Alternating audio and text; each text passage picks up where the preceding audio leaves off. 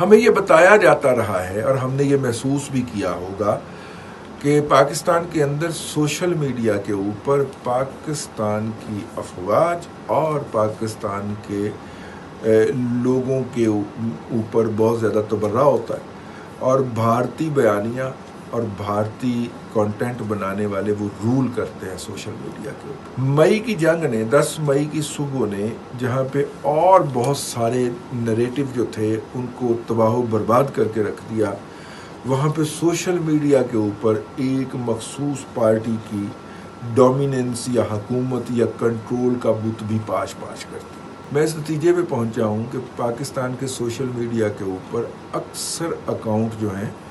وہ تقریباً D activate form کے اندر پڑے ہوئے ہیں، یا لوگوں نے میکسیمم کسی کا ولاگ سننے یا کسی کی پوسٹیں پڑھنے کے لیے رکھے ہوتے ہیں، وہ ایکٹیو نہیں ہو۔ اس جنگ نے جہاں پہ قوم کے اندر اور یکجہتی پیدا کی، وہاں پہ ان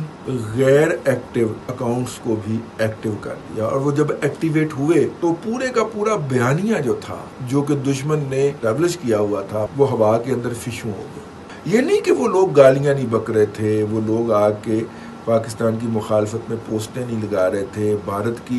جو انہوں نے ایک ہوا بنا رکھا تھا اس کی ایڈوکیسی نہیں کر رہے تھے، بالکل کر رہے تھے، برابر کر رہے تھے، لیکن وہ جو لوگ غیر متعلق ہو کے پڑے تھے وہ جب شیر کی طرح دھاڑے اور ایسے کر کے اٹھے تو انہوں نے ان سب کی دوڑیں لگوا دی، اور سوشل میڈیا کے اوپر بھی ہم نے اپنے دشمن کو شکست فاش سے دوچار کیا۔